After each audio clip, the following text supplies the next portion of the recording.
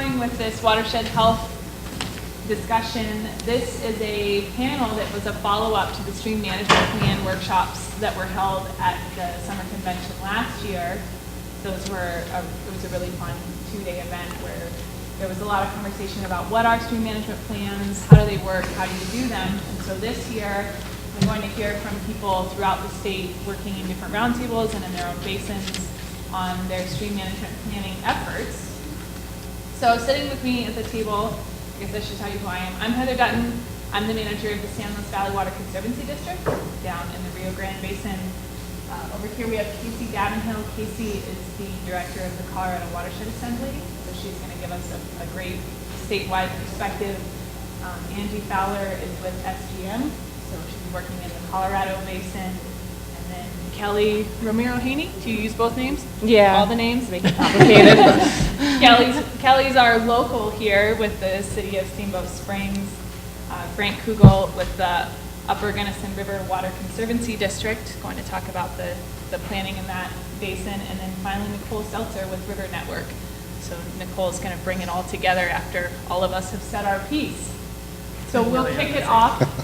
Casey, we'd love to hear your thoughts on stream management plans from a statewide context and just what you think about what's going on. Yeah.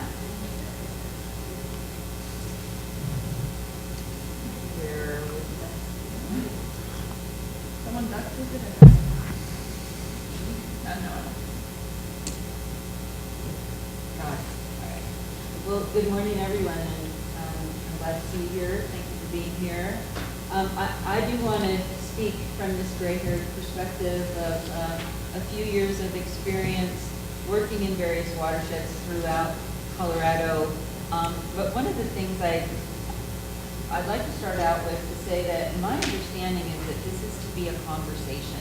And I'm hoping that you all have some thoughts to share and questions and comments, corrections, please, if I get off track. But this invitation was very special to me, and I appreciate being here.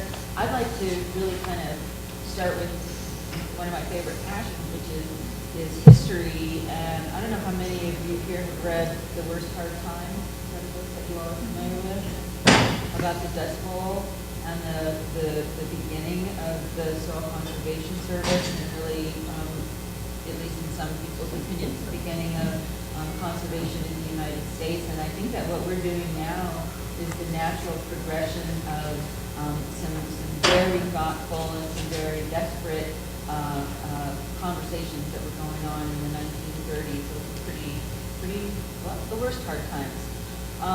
So then, progression through the Soil Conservation Service, and then through the Natural Resources Conservation Service, conservation districts, water conservancy districts, these various ways of planning and protecting the landscape and providing for agricultural needs and providing for environmental and recreational needs. I kind of like to keep us in that framework and honor that history, and also maybe celebrate some of the progress that's been made, the work of the conservation districts and conservancy districts, and just to know that they are still there and very much a part of the conversation today. Excellent partners, working with sort of the next iteration, the next generations, starting in the 70s with the Clean Water Act and the Safe Drinking Water Act. We had kind of another wave of, just the concept of looking at the watershed as a larger geographic area. The Soil Conservation Service was very engaged in small-scale, private land, agricultural kinds of conservation work, and then things sort of expanded into this, into more of a watershed view. And some of you in the room may be familiar with the smart growth. That was the term of art when I first started getting into the world of water and watersheds. And so smart growth was a real important buzzword in my home watershed, the Cherry Creek watershed. Hey Kyle, you remember that, right? Remember those conferences? So the EPA was instrumental in the first wave, at least the first wave that I was involved with, of watershed management plans and 9-element watershed plans that some of you may be familiar with as well. So that was a level of planning that's been taking place for a long time. The Colorado Watershed Assembly historically has been very involved in the 9-element EPA plans. We continue to think, and we are encouraged to think, that they form a good basis for planning going forward. And all of the plans that have been generated over time, we dust them off from time to time and bring them up to date. Then into the 90s, just thinking about some of the really incredible things that were happening, especially in Denver with the South Platte River. 97 became the year of the South Platte, and millions of dollars, OCO funding, local funding came into play. The idea then, we were very much focused on water quality, and that seemed to be the fruit that we could get our hands around. That seems to be something we could actually work together to accomplish improvements to water quality. And it's only been recently with the interbasin compact committees, the initiation of the roundtables, we started to have a broader conversation that brings water quality and water quantity into the same room and have those conversations jointly. One of the things that I would just like to encourage us to do is, again, celebrate how far we've come and celebrate the accomplishments that we've made and sort of build on that. Like, what worked? There's a field of study called appreciative inquiry. Let's look at a project that really worked. Let's see who the players were, how the collaboration worked, how the teamwork was approached, and the positive outcomes that come from that teamwork. And we talk a lot as we move into the more modern realm of stream management planning. Stakeholders become a really important topic of conversation. And how do we really engage stakeholders who are just getting used to talking to each other and know that they have very strong differences and very strong opinions and very valid perspectives, but what does it take? What vocabulary will it take to really keep those conversations going and moving forward? So that was what I wanted to share with you folks, and I would like to hear more about your experiences again as we're talking this morning. What's working? What works with you all? What can we learn from the collective knowledge and wisdom that's here in this room? So thank you for allowing me to speak. Awesome, thanks, Casey. Next, I'm going to explain a little bit about what's going on in the Rio Grande Basin. We figured we would talk about or start with our basin, since we're kind of in the infancy, and then move on to some of these other folks who are really in the throes of their stream management planning process. So we're just getting going. We've put together a stakeholder group, and we've put together kind of a subcommittee of our roundtable who are focused on the stream management plan process. We're really excited about the opportunities that we think will be brought by having a stream management plan. Specifically, we're really excited to have documented goals to work towards. And so there's a lot of people that are doing a lot of really great things, and I think Casey highlighted that it's really important to stop and to celebrate those great efforts. And in our area, it's the same, where people are working really hard to do stream restoration. There's a coalition of us who have been working really hard to retime flows, to think about reservoir releases and releases for different augmentation plans. There are certain water rights that have to go down the river, but the timing is not really set in stone. It's kind of at the discretion of the division engineer. And so we've been working to figure out ways that we can do those releases that will benefit fish and boaters and just further every drop that goes down the river. And so that's all been done just again by this group of people that sits around the table with usually burgers or beers or some combination of the two. And we talk about what we'd like to see, and our goals are kind of anecdotal. And so we're very excited that with the stream management plan, we're hoping that those goals would be a lot more concrete and that we would really have some thresholds to work towards. We also want to continue to identify areas that should be restoration priorities. We've got some really great documents that we'll be building off of, such as the 2001 Rio Grande Headwaters Restoration Project study, our 2007 Watershed Plan. Those will kind of be the backbone, and then Angie's working with some folks in the Rio Grande on a watershed plan for the upper assessment. And so we'll be taking all those documents, which are largely based on physical properties and infrastructure, and building off of those again to figure out where some flow priorities are.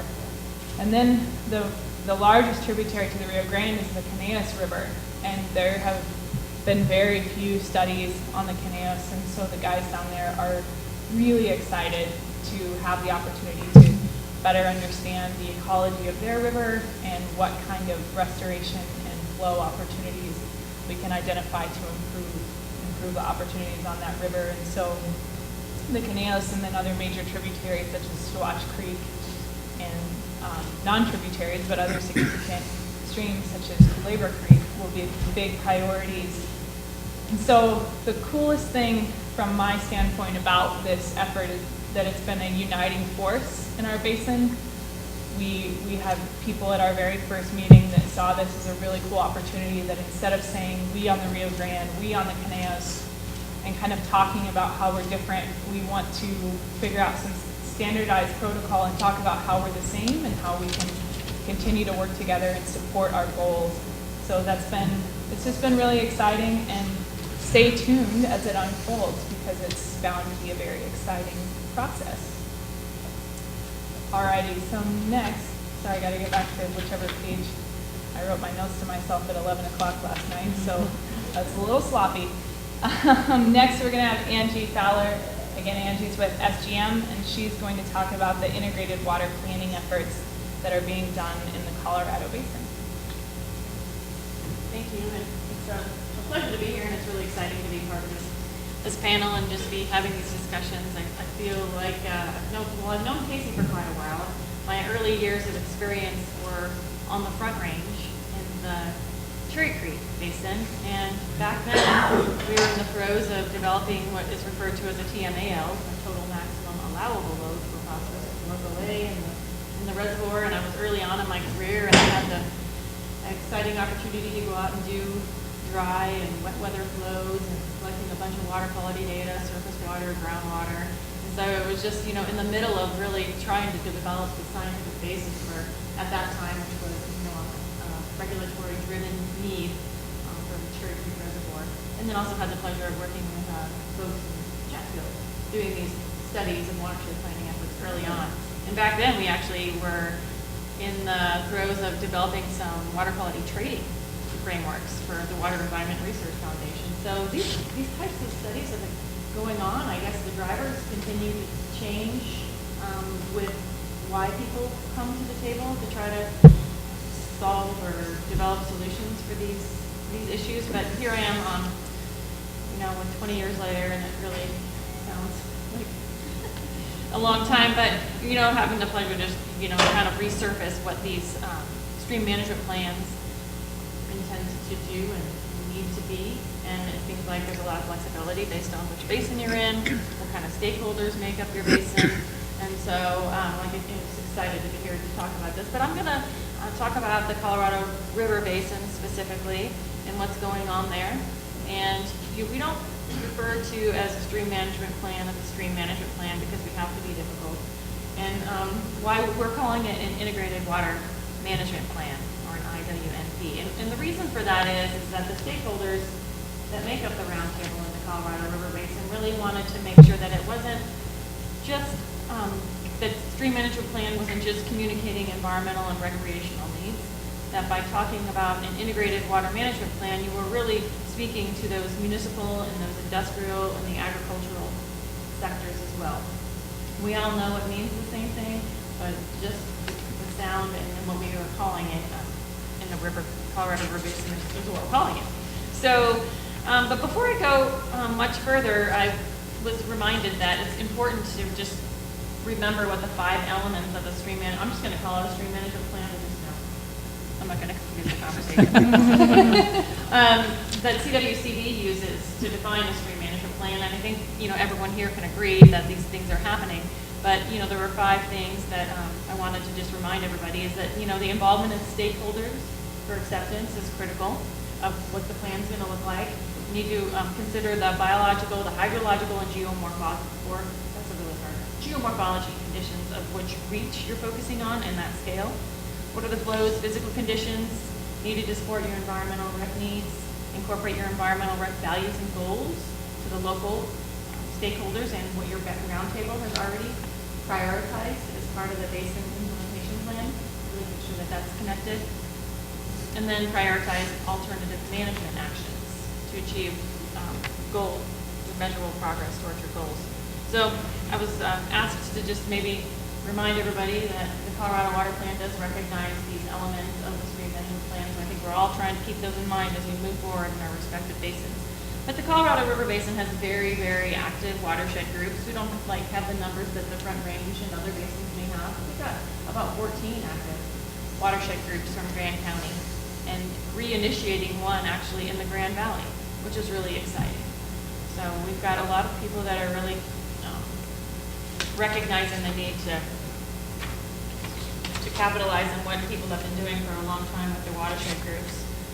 I'm going to also mention that we've got some good examples to build on too. Grand County is part of the Moffett and Windy Gap firming projects back in, well, it was a 3-phase project actually, but they actually developed a stream management plan, from 2007 to 2010. And, the thing about that is that it was a, very cooperative effort. It was very successful.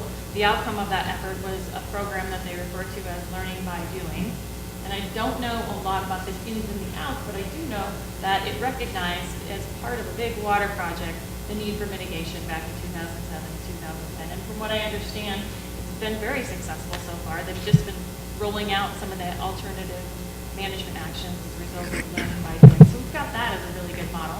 We've also got the Crystal River in the Carbondale area stream management plan. That one's unique in the sense that it wasn't driven by a big water project, and there wasn't a strong need for mitigating what a big water supply project was result in. This is just a bunch of local agricultural, environmental and recreational grassroots stakeholders that initiated this process and assessed a lot of the geomorphology in the Crystal River.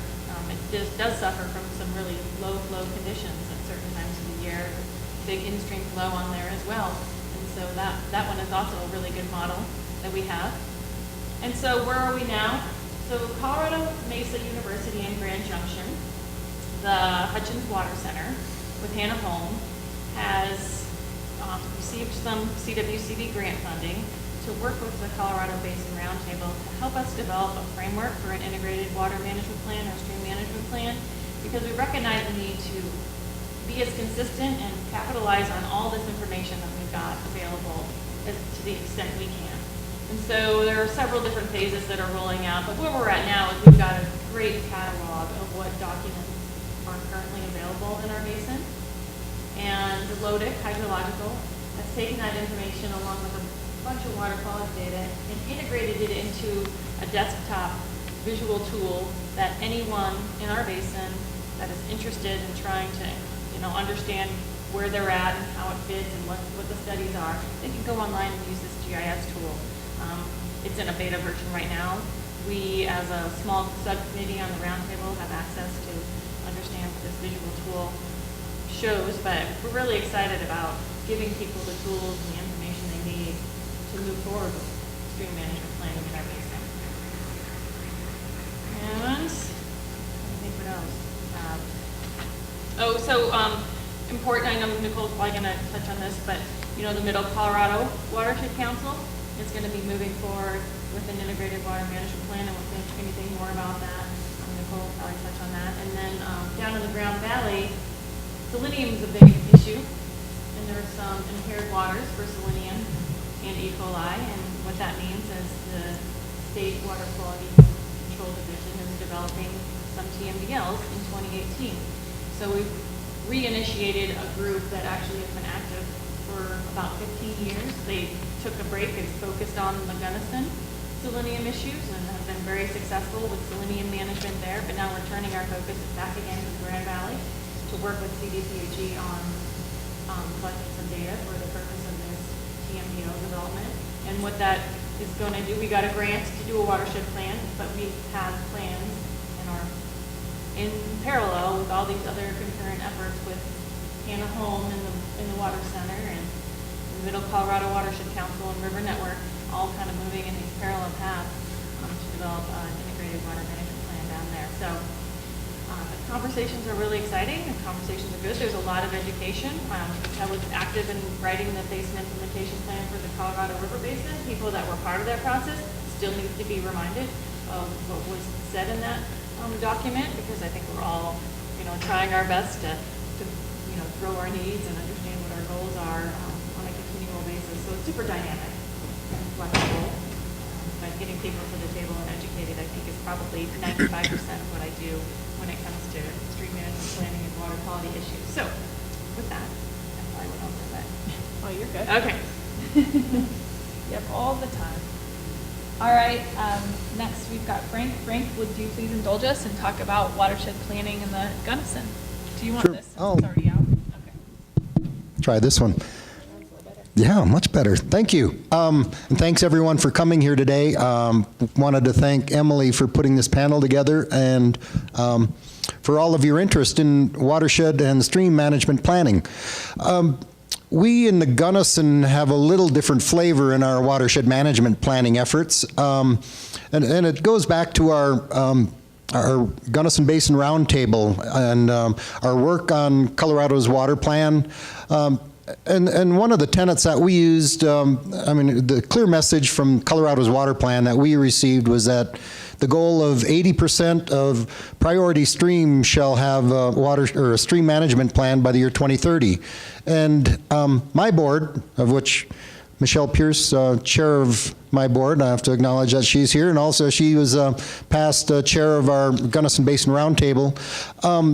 My board gave clear direction that we wanted to be a leader in all things water and to take the lead on this effort across the state. We wanted to be one of the early implementers of achieving that goal. So we jumped merrily along into this process and thought, oh yeah, let's go ahead and do this. This is a great idea, and watershed plan, and got a number of recreational and environmental stakeholders involved, and then presented to my board at the first opportunity. And boy, we got pretty immediate pushback from the agricultural users on our board saying, wait a minute, that's great, you're planning all these wonderful things for the streams in our basin and all the water that's flowing in the streams, but we have the rights to that water. We rely on that for our livelihood.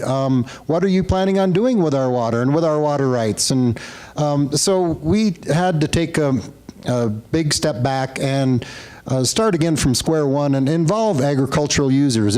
That's probably the biggest takeaway that I can give from our efforts is getting ag users in from the get-go. Because in the Gunnison Basin, and especially in Gunnison County, agriculture is a big part of not only our economy, but of our culture. And so it was very important that we have them at the table. In the Gunnison Basin Roundtable, I had the pleasure of serving as the chair of our Basin Implementation Planning Committee. In that, the goals that we identified were that to maintain existing uses. That was overarching goal for our basin. That was what we wanted for the year 2050 and beyond. It was that we wanted to maintain existing uses, we wanted to preserve agriculture. That was the biggest takeaway from that BIP effort. And so we're taking that lead in going forward with our watershed management plan. So we've taken a little different tact in involving agricultural users. One of the basins we're considering, well, let's see, let me back up.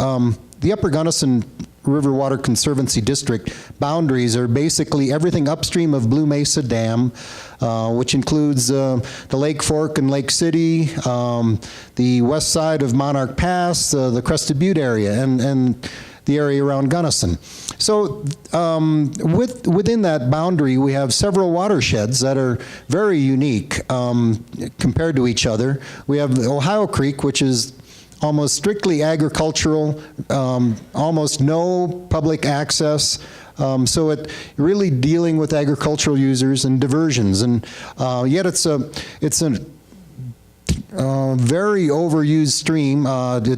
As Linda knows, there's an in-stream flow call that occasionally comes to play in that basin. So we're trying to figure out how to do more with less. That's the message we're giving with water users and agricultural interests in that basin.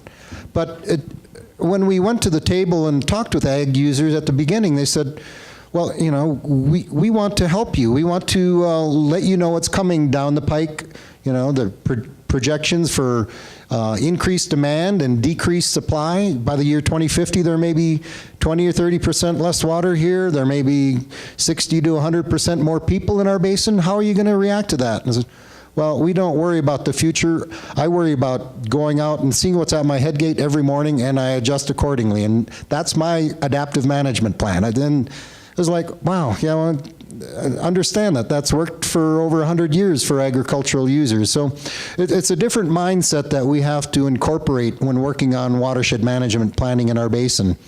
One of the things that we've done, with our BIP, we had Wilson Water Group providing consulting services for that, and they geared our BIP largely towards agricultural interests, and so we in the Upper Gunnison decided to use them for our watershed management plan to provide some assistance on developing an inventory and needs assessment for consumptive uses. And so we're working on that.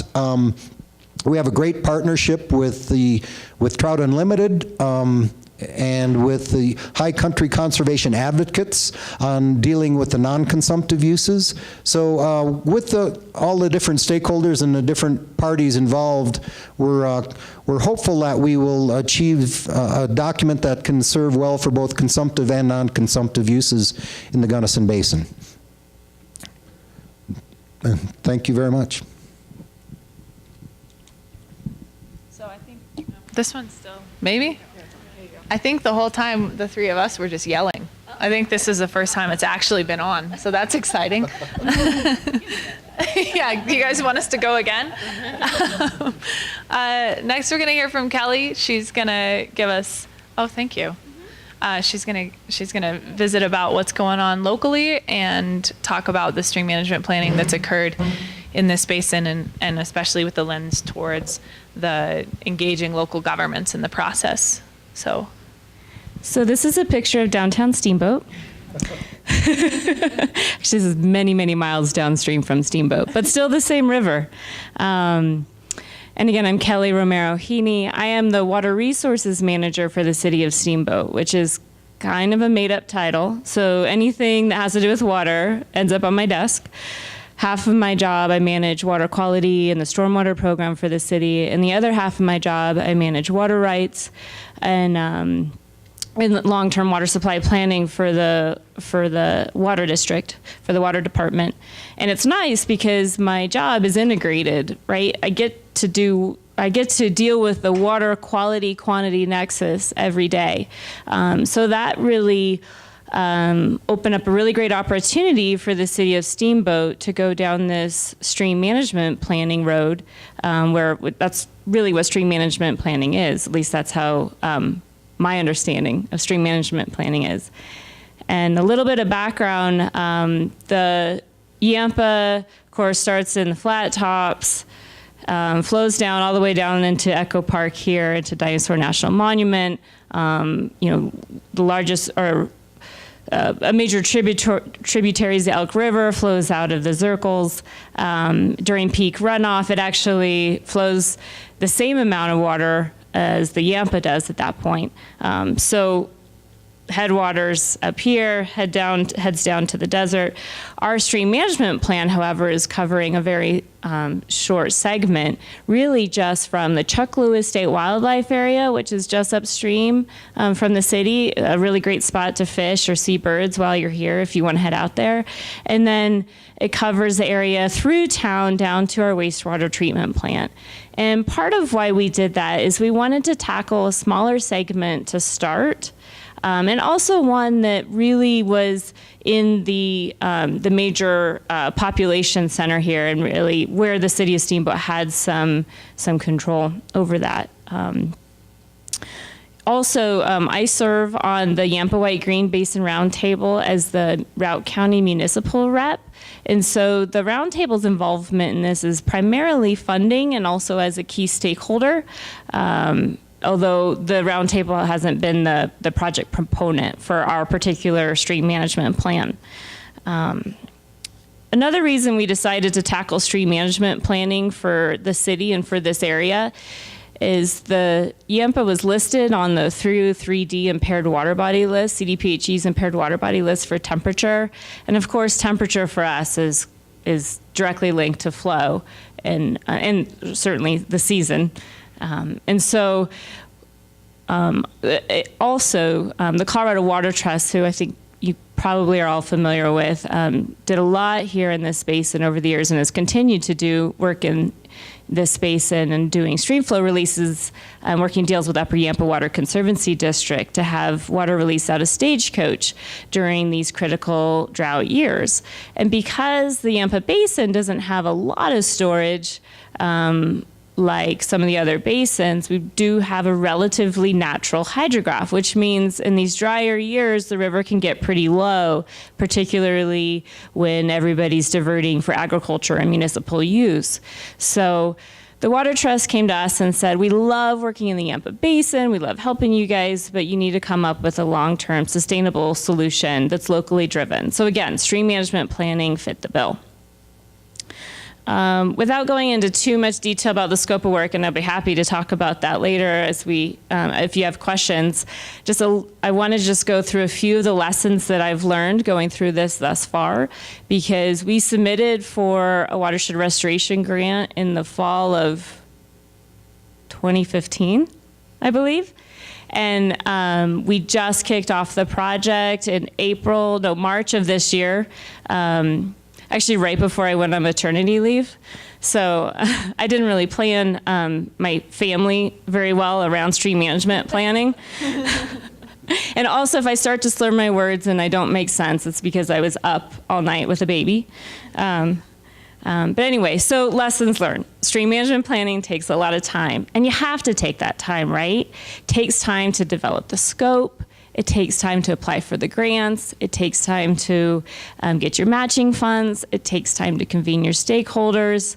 And it's really important that that takes time, because if you move too quickly, people are going to start to feel left behind and speculate on what you're up to. I mean, people speculate about what the city of Steamboat is conspiring to do all the time. And I'll tell you, we are way too busy to conspire, because we've got day-to-day duties, right?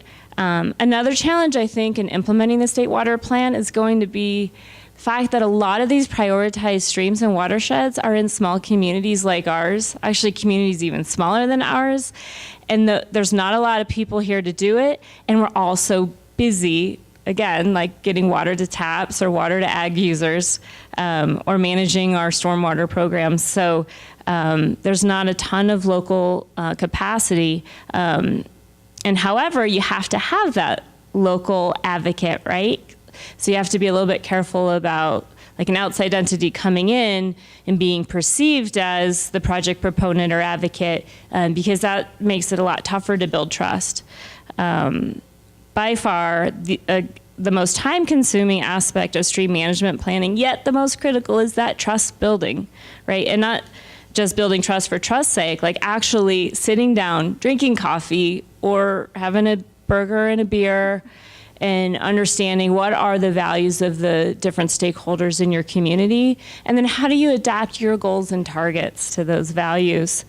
So It takes a lot of listening, a lot of adapting, a lot of moving slowly, but then always takes a local advocate or proponent who's willing to carve off some time from their day-to-day duties to make that happen.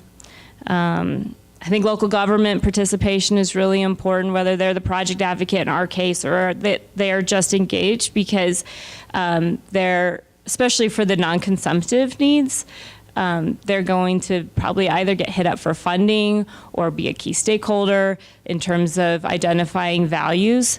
So I would highly recommend that you engage with your cities and counties on this, on street management planning. You know, another lesson that I think we've already learned is that a phased approach might work well. I think for us,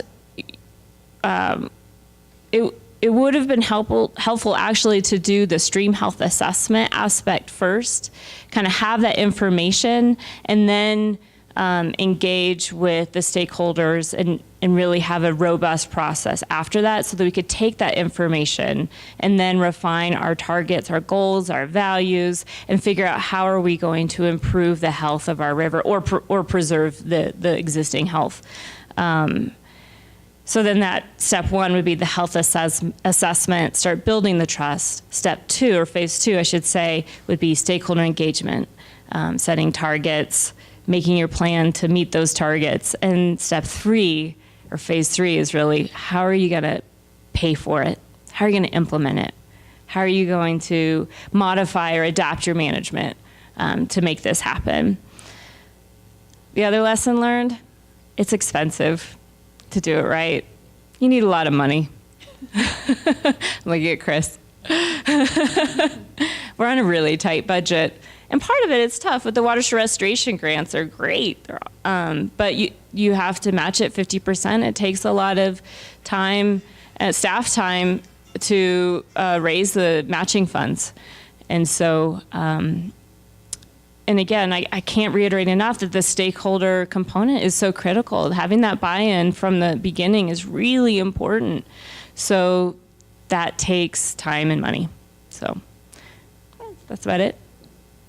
Oh, sorry, one more thing. Keep going. Sorry, one more thing as I look at Nicole and the picture behind you. So here in the Yampa Basin, we're starting with this kind of smaller scale stream management plan in the upper basin here in Steamboat. But the roundtable has now decided they want to explore the idea of doing a stream management plan in the lower Yampa, which will be a larger project, maybe even a little more challenging. And with that, I'm going to turn over to Nicole because she may be engaged on that. No, you did it. So Nicole,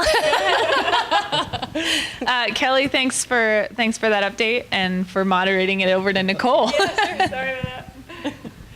Okay, and we have plenty of time, so my hope is that I might seed some questions that you guys can react to and that you guys can also think a little bit about and talk to us back about. But I have 5 things that I want to bring up. Frank mentioned the water plan goal, and so I want to start there. That this whole thing, as Casey mentioned, really has been building for many, many years as we've been focusing on, the environmental needs of our streams. And the water plan has this goal of 80% of locally prioritized streams having a stream management plan or a watershed management plan by 2030. And CWCB was very generous in then stepping up and going from $1 million to $5 million in their watershed restoration grant program. And so there is going to be, in this next grant cycle, which is in November, there's going to be quite a bit of money available for people to take advantage of these kinds of projects. So as I've been working around the state with River Network to kind of handhold groups as they're getting through the process of sort of thinking about stream management plans and understanding what they are and scoping them and budgeting them and then eventually writing the grant proposals to CWCB, I see kind of 5 things that have been difficulties that we need to overcome, both individually with the coalitions that are undertaking these, and then also I think as a community and as a state. The first one is that there is still really a lack of knowledge around the whys and the hows of stream management plans. There, I think, is a lot of early enthusiasm for the concept. As you clearly can see here, there are a lot of groups across Colorado who have their radars up and they're thinking about it, but there's still also just a lot of head scratching around what are these, how do we do them, why do we do them, how much money do they cost, do we have the capability, are we the right entity? And so part of what I've been doing is just trying to work through that with communities and talk to them about, here are some of the goals you can accomplish, here's some of the ways we can go about this. But I think until there are a number of completed plans with tangible approaches and outcomes that other people can look at as examples and emulate, you're still going to see a lot of communities taking a wait and see attitude.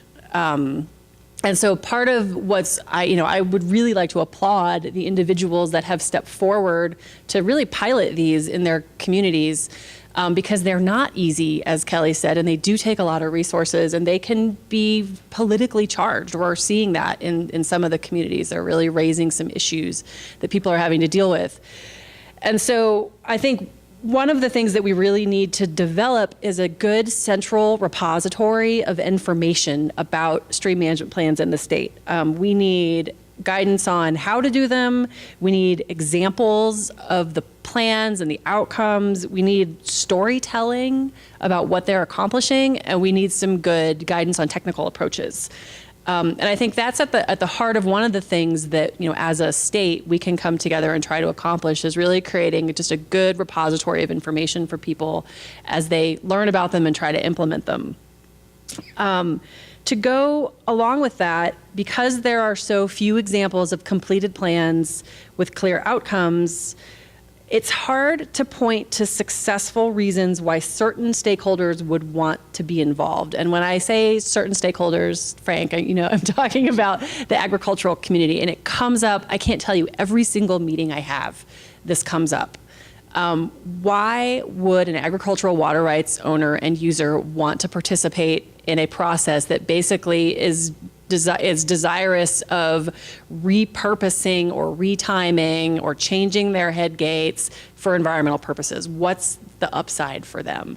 And until we can answer that question really, really well, I think a lot of these are going to continue to kind of get to a point and then have some difficulty, because the implementation of these really does rely on the cooperation of the water users and the water rights owners.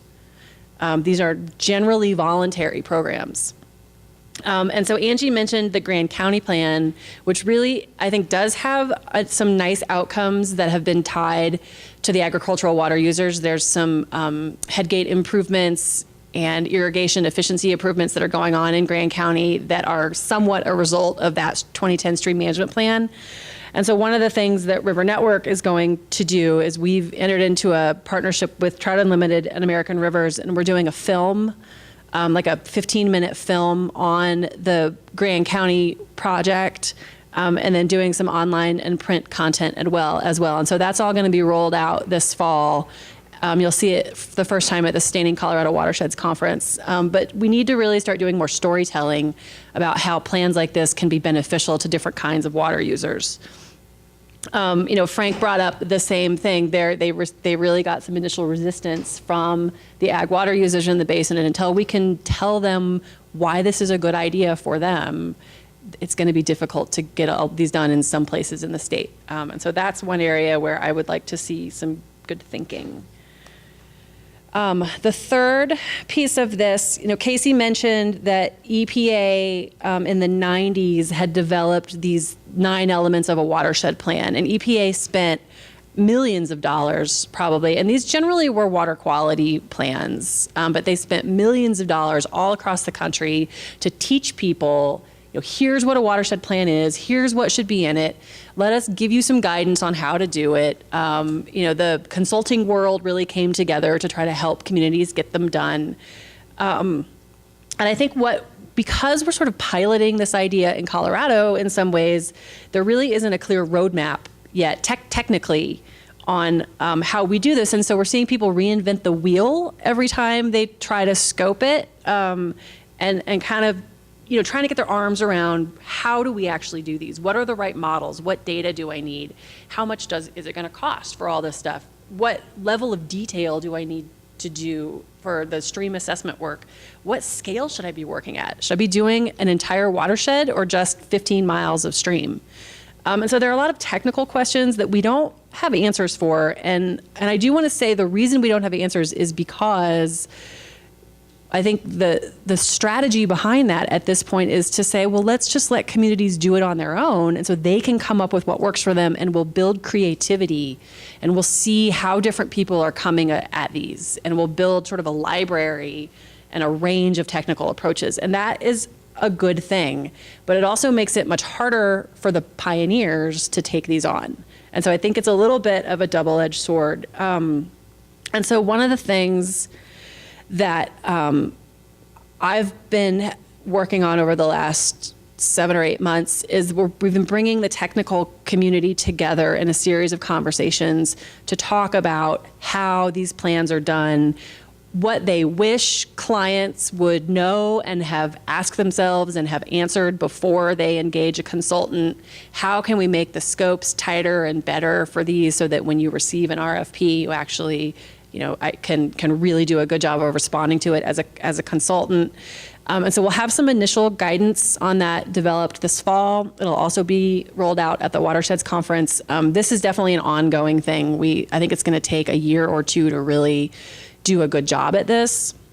But Kelly's point of phasing is one that we've been talking a lot about. Maybe there is a reason why a community would want to do one grant application for the assessment piece and then another grant application for the sort of ecological modeling and flow target development, and then a third grant application for the larger stakeholder conversation and solution piece. And so I think when we're thinking about technical guidance, we're thinking about tying it to phases of the process. And so that is kind of in process. So I would just encourage you to look for that.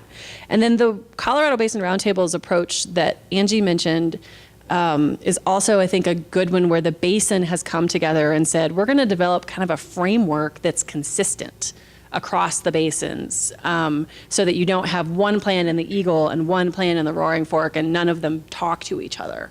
And so that's also, I think, one thing to think about. The fourth point I want to make is that, and I think Kelly kind of touched on this, and the work that I am doing is really in direct response to some of the things that Kelly brought up, which are, people need hand-holding in the pre-phases of a stream management plan, right? They need help figuring out what they want to accomplish. They need goal-setting help. They need help writing the grant and raising matching funds. And so that's part of my job for the foreseeable future, is to help do that.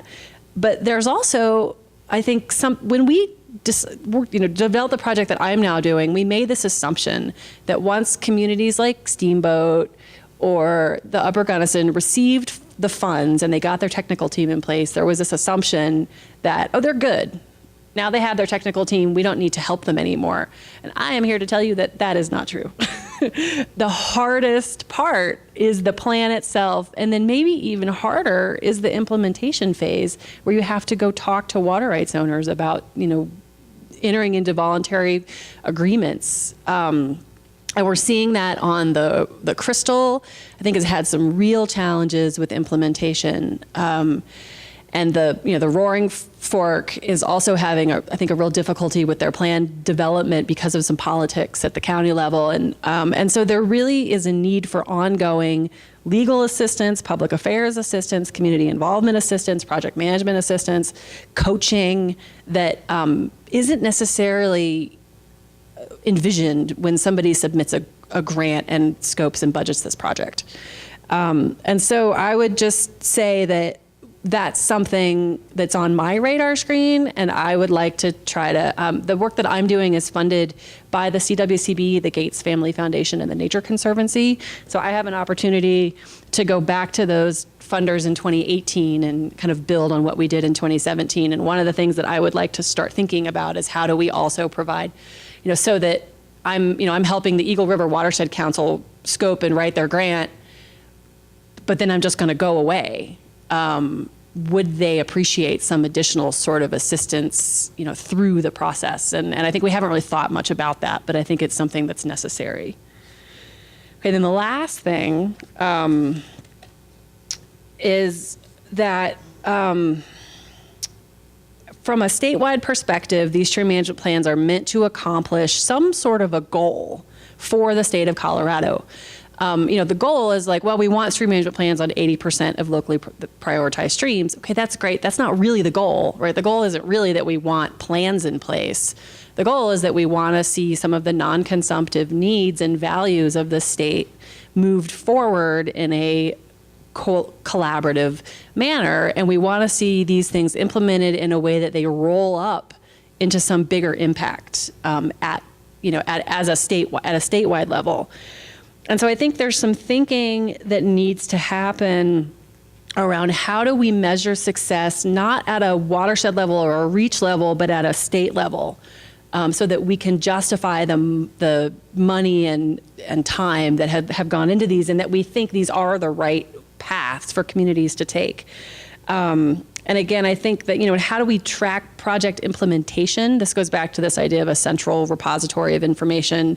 As communities finish these plans and have outcomes and then have projects tied to them, there needs to be some way that we can track those and tell people about them and use a consistent metric to say these were successful in our eyes and they're meeting the water plan goals.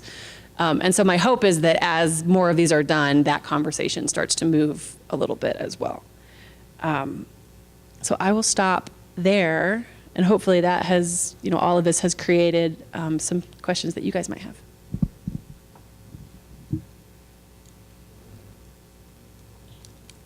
All right, we're back.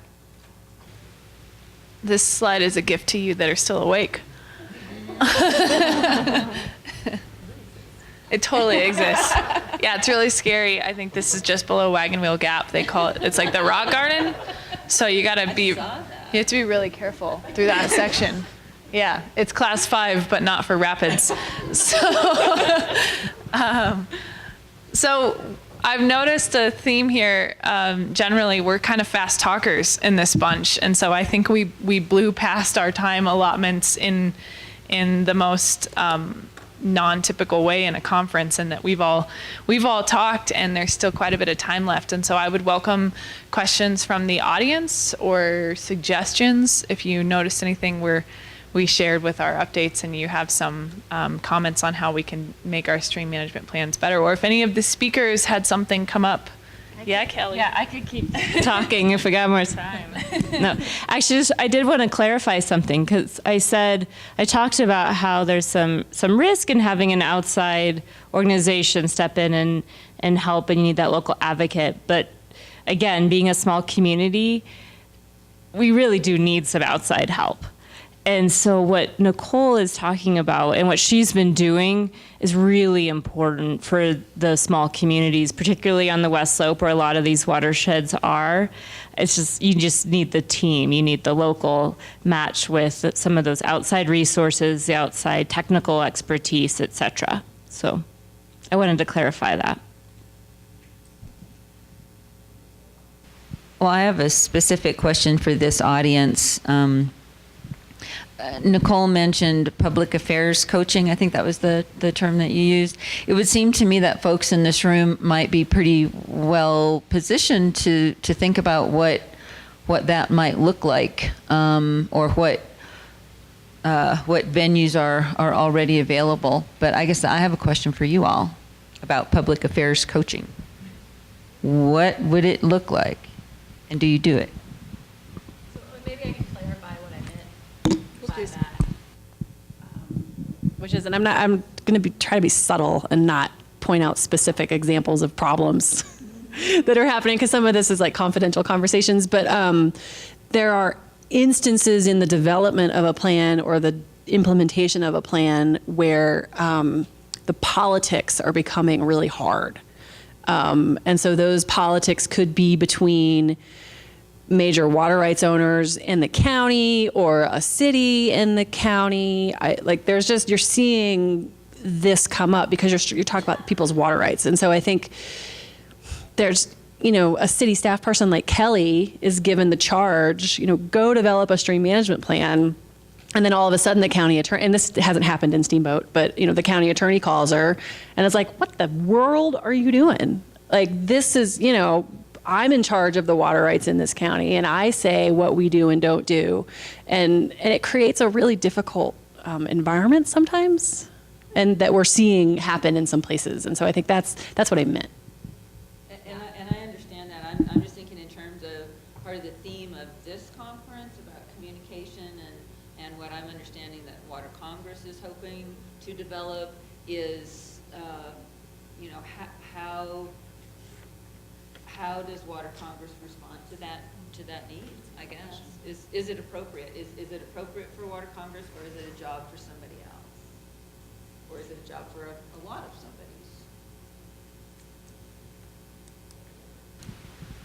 Would you like a microphone? Would anybody like? I guess I have a question, not really an opinion. Because one thing I'm hearing throughout this is very challenging. A lot of individual work. There's really no repository yet established for information. I'm kind of wondering what CWCB's role is, because funding's important. The education and communication is an important aspect of the Colorado Water Plan. So what's their role in sort of besides that? I mean, aren't they ultimately going to have a big impact on educating the public and also sort of bringing this together and having this repository? I don't know. So we are lucky enough to have some CWCB folks in the room. Chris, would you want to answer that question? It looks like he was going to get through this. No, without having Thanks, to Frank's bring in a microphone. Frank didn't ask. He's like, here, Chris, answer that question. This is on. All right, great. I'll try to handle that one and remind everybody that the Colorado Water Plan is the state's plan, and to implement that plan, it's a partnership between the state and all of the water user community. So if we think about stream management planning from that point of view, CWCB certainly has a role. We're the first agency out of the gate to provide funding, but it's a one-to-one grant match program, and that's by design, in that we think a local community's buy-in or a federal agency's buy-in or wherever that match is coming from is really important to pull off a successful plan, because it's not entirely CWCB's program. It's the stakeholders' plan when they come to us for the match funding. And so that said, is the stream management plan guidance that the CWCB put out the only way to achieve a stream management plan? No way. There are other ways to do it. I've seen other plans done other ways. If you're going to tap into CWCB money, you're going to adhere to those 5 elements that Angie brought up, and thank you for that, Angie. I think that was really helpful to capture what it takes to get into the CWCB money.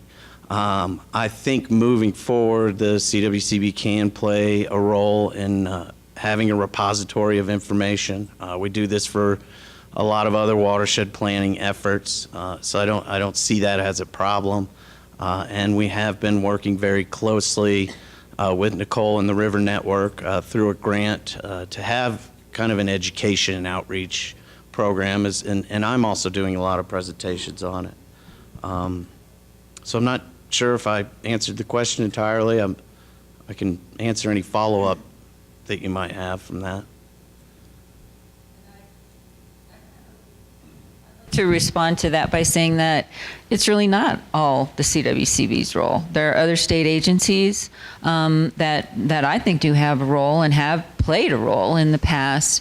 But what I see, and I think Nicole and others would back me up on this, you can't just look to some sugar daddy and say that this is going to help us make a plan, because if you don't have the local community support, and that means that means the elected officials who may change every 2-3 years.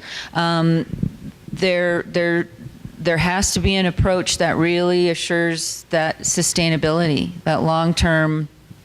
Your community understands the importance not just of the environmental, recreational, and economic elements of your watershed or your water body, but the larger public health issues, the water supply, the flood containment or the flood management. So to me, it's like, this is an easy sell. This is what everybody in your community should be supportive of, and be looking to every resource available, including CWCB, but not limited to them. So I'm going to cheerlead for local watershed groups, or districts, conservancy districts, conservation districts, whoever's got the credibility in the community, and can continue to convene folks for the benefit of Watershed Health. I'm a big fan of the roundtable process too, and hope more people will see the value in the roundtables and get involved with them, and get to know the people that are on the roundtables. Hi, I'm Linda Bassey with CWCB. I wanted to address what Casey said about, how do we get the word out to everyone, and I think looking ahead, that once some of these plans that are ongoing now are further along, it would be great at Water Congress in a general session that everyone attends to tell the story of how these plans worked, and ideally to have some ag users speak up and say, relate their experiences, and hopefully they will be positive experiences, but to educate the whole crowd about what benefits can be derived from these plans once we've gotten to a point where we have some success stories. And I have a couple of follow-ups on some things that Nicole said, and one was, why would ag want to participate? And one of the best things about working for CWCB is that we're not regulatory. So I don't go around and tell people they have to participate in things. I think there's a lot of opportunities out there and enough interested parties where we're not at that point.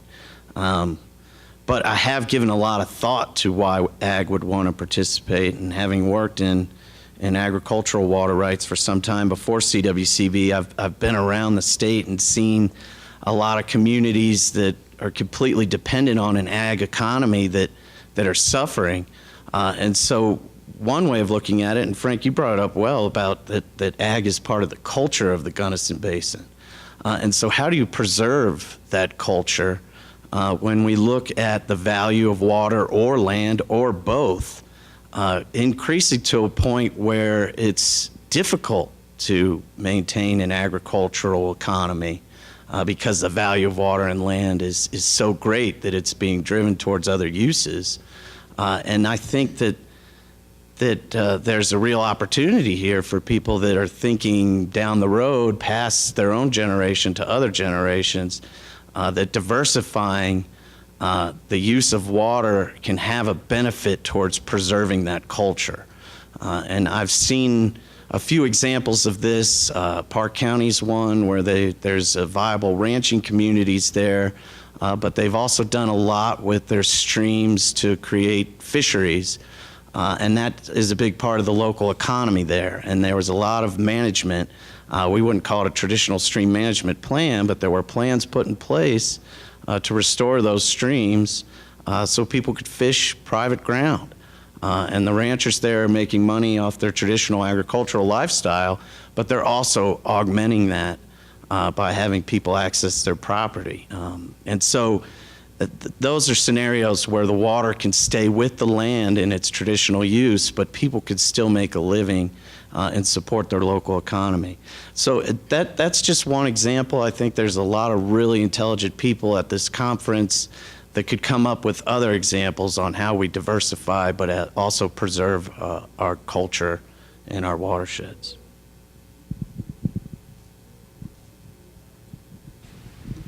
I guess Kyle Hamilton, I'm with CH2M. I've worked with quite a few of you in the room. I think this is really helpful. Nicole, I think that clarification and guidance is really important from my perspective. Water is so broad.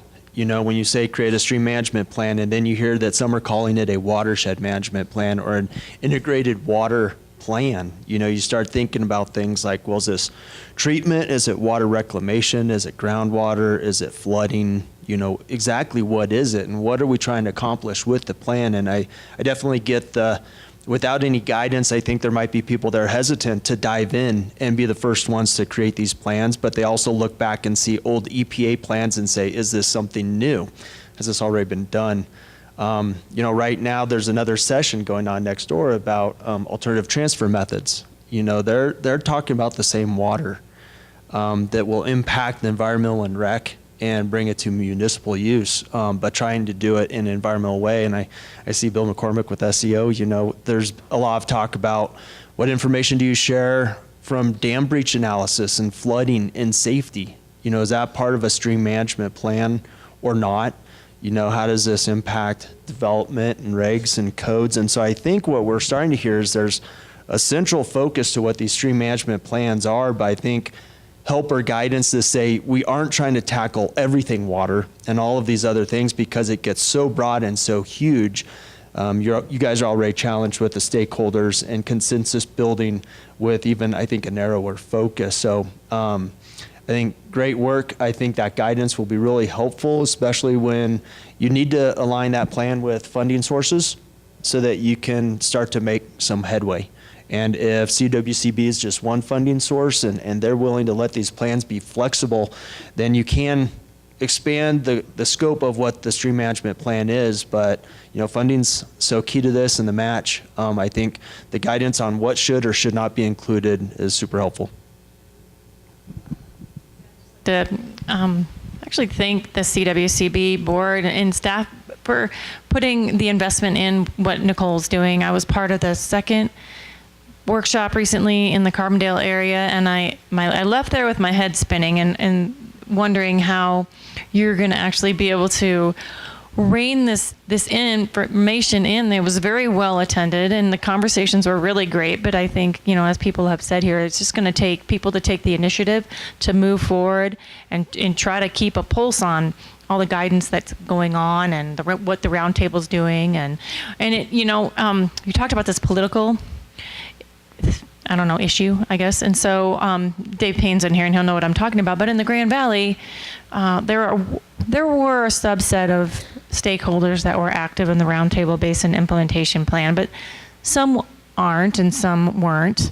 And so I want to just challenge people to try to find a way in the back door sometimes with the stream management planning conversation. And my lens is water quality and my lens is impairments, because I've traditionally worked on behalf of wastewater treatment, wastewater dischargers, stormwater permits, MS4s, you name it.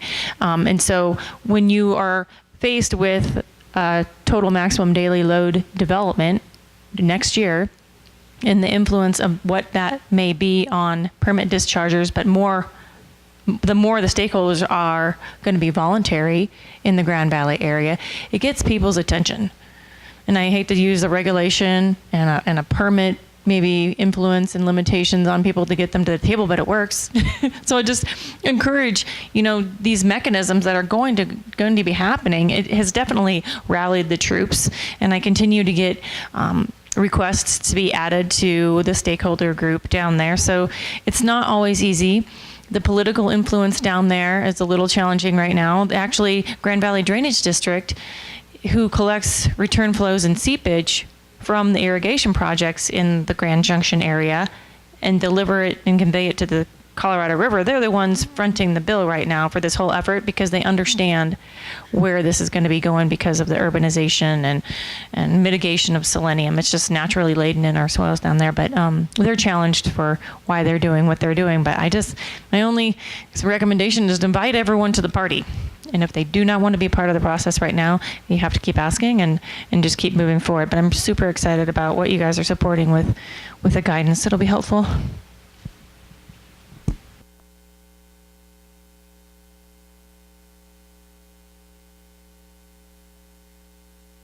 Segue. So Kyle, I want to say thank you. And so the workshop series that Angie mentioned, we've had 2 out of 3 so far. I think they're probably going to continue in some form after the first of the year. But the one that we had in Carbondale, we had about 60 people there, and it was all generally like technical folks. So ecology focused consultants or hydrology and water rights modeling folks. And I don't know if there was somebody from CH2M Hill there. I don't remember. But I just wanted to say that that process is open to anybody that wants to help. And so part of what we're going to be doing over the next 2 months is taking all of the awesome ideas that, and I left that meeting and I needed to have like 3 beers because I was like, how in the world am I going to do this? But I am lucky I have help from the Nature Conservancy. They are very invested in seeing some good guidance come together. And so they're helping fund what I'm doing, and they're also giving some staff and consultant help to me. But it is an open invitation to those of you who want to kind of stick your nose in this process and help out, because we do need, I am not a technical person. I don't understand the models necessarily. I don't really know what data needs to go into them. That's not my background. And so I need those people to kind of tell me, this is how you describe this, $200,000 modeling effort in a paragraph. And so that it's right, and that somebody who's trying to undertake a stream management plan can actually understand it and decide if that's the path they want to take. So we're doing this almost like flow chart kind of process where you can, it's like clickable boxes sort of thing, but it's going to be a work in progress. So it's going to take several months to really get it done. And so I would just invite you to, if you want to be part of the process, we could love to have you.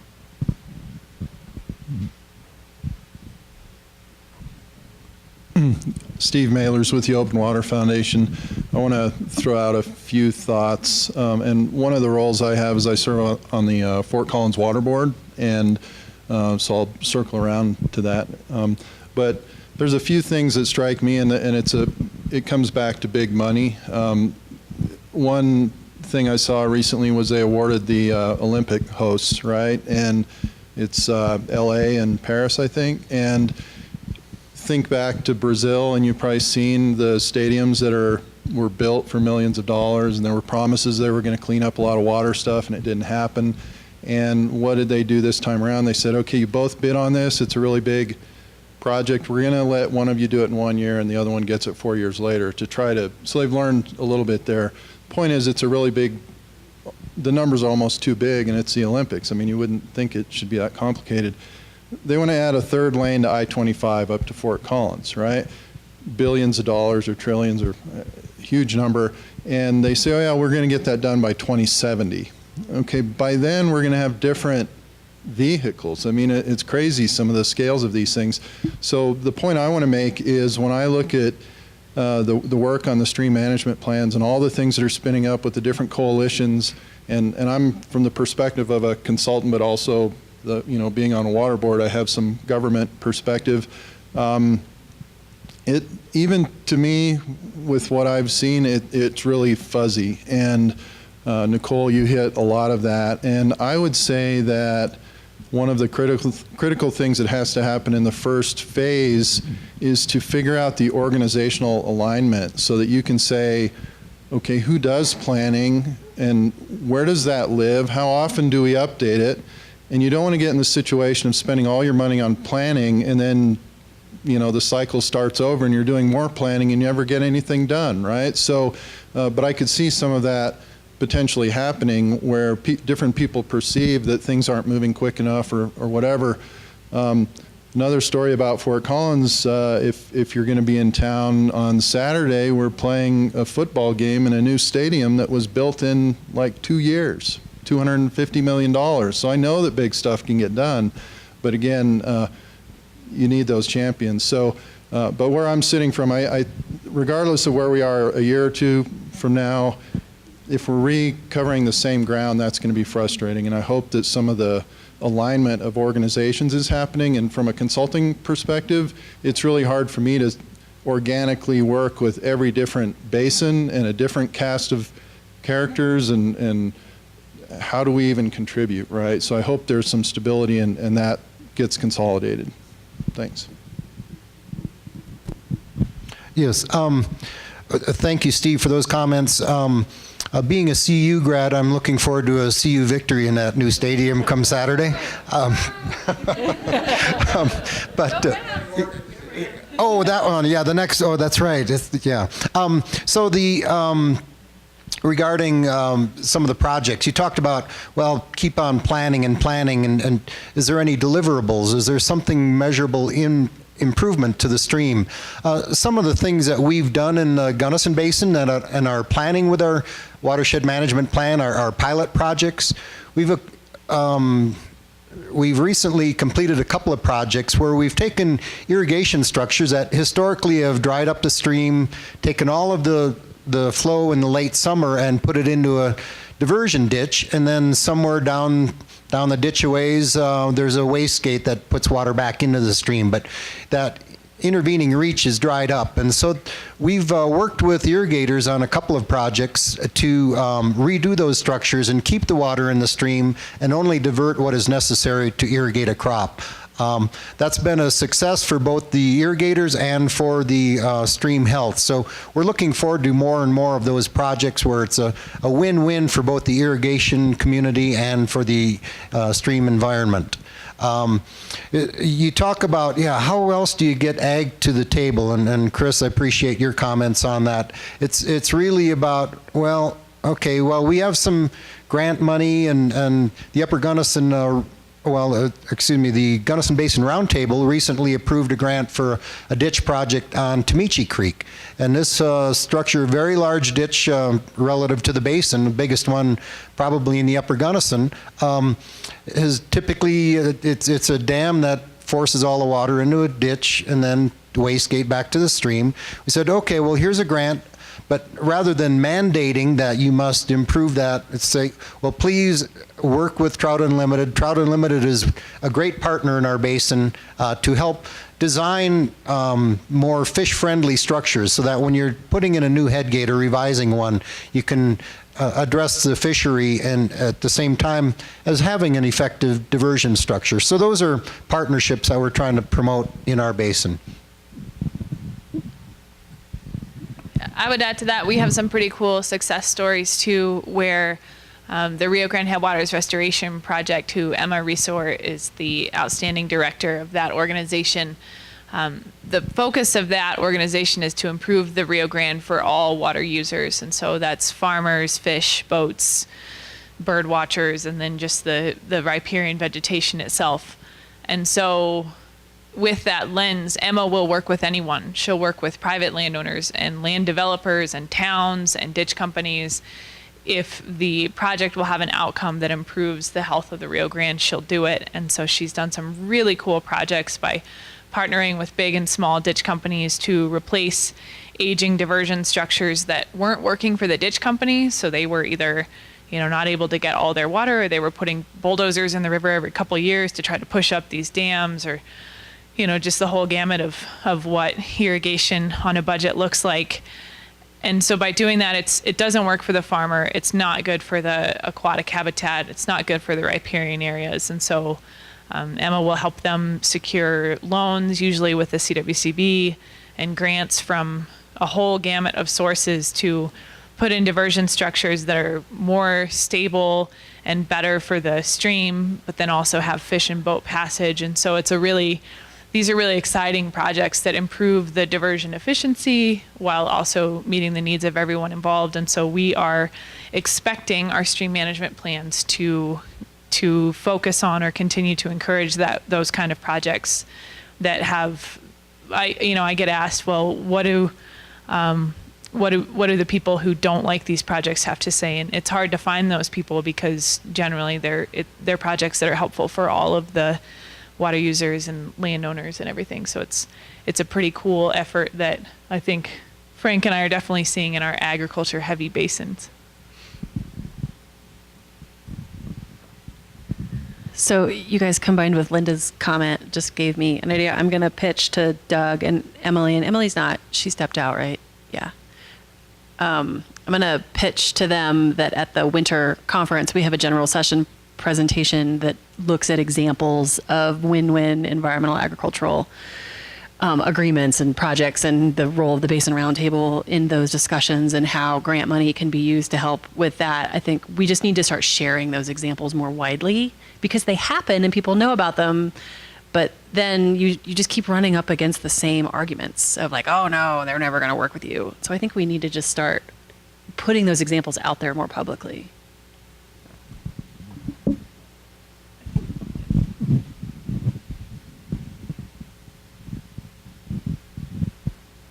wanted to reel this conversation in a little bit so that we don't get too esoteric with stream management planning and talk about kind of the impetus behind this program.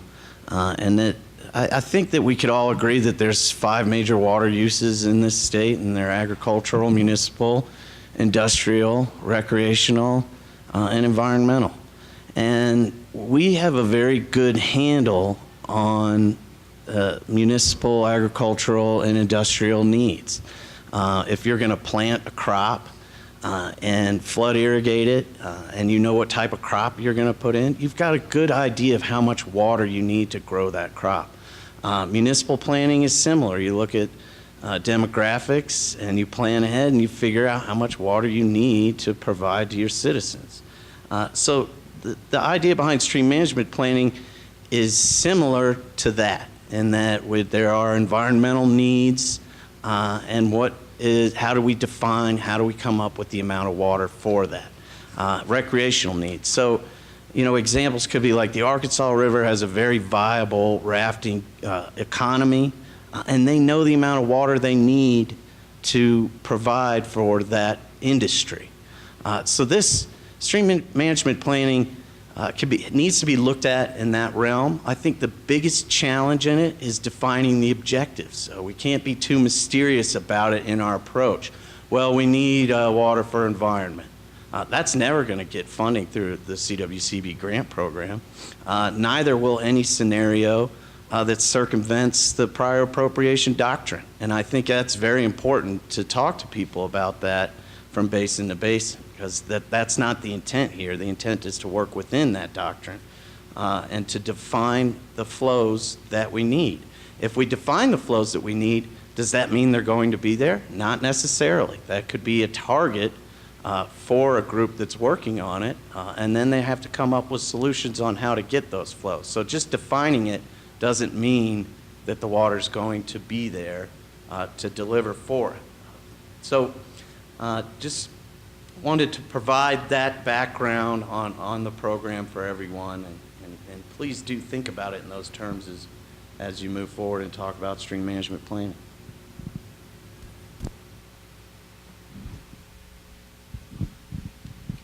Yeah, and on that note, I just wanted to, for the Grand Valley effort that I spoke about today, we actually applied for some, funds through Chris's program last year. And I guess one of the best no's or denials of a grant application was that process going through CWCB, because it's really forced us to step back and really try to understand what our needs are, and really, I don't want to say force us, but we have diversified what types of funding programs we're looking at.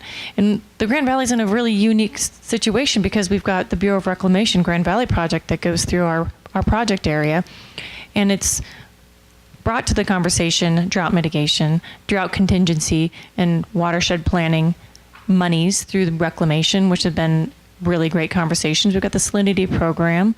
We've got a watershed plan grant through 319 CDPHE funds. And so I don't think it hurts to ask and pursue grant and funding opportunities, but I don't think denial of your application is necessarily a bad thing, because it really brings the conversation back to who are our potential partners, what types of monies align with those sorts of partners and or needs in the basin. So anyway, I just wanted to mention that.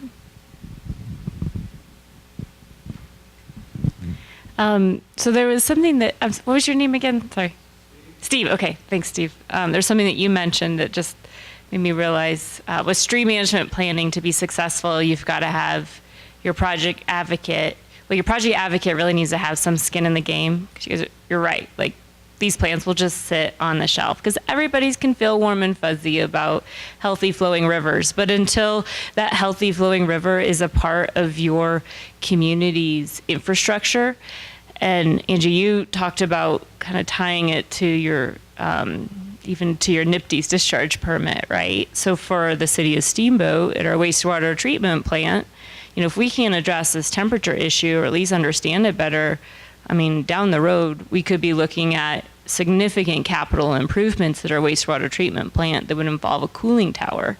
Boy, there's a hell of a lot better ways to improve stream health than put a cooling tower on a relatively small wastewater treatment plant discharging to a relatively large river. So I think the stream management planning can start to open up some of those innovative concepts, especially if we engage real closely with the Water Quality Control Division on that.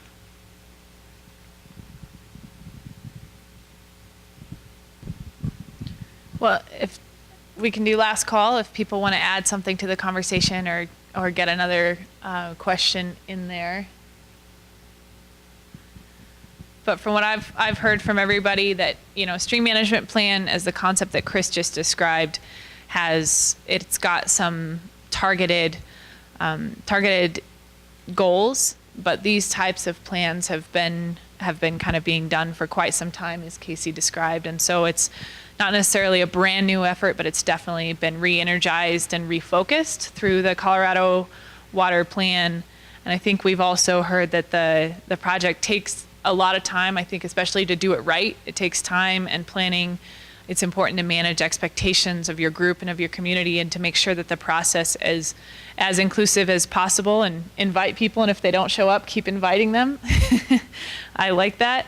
And I think that, you know, we'd be lying if we all said that this kind of effort, any kind of big project, has its challenges and is kind of tough. But I think we're all up here because we are optimistic, and that these plans will be worth it when they're completed, and having these goals in place and this opportunity to implement the plans. So it's exciting. Thank you guys for listening.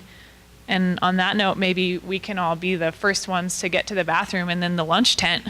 So thanks, everyone.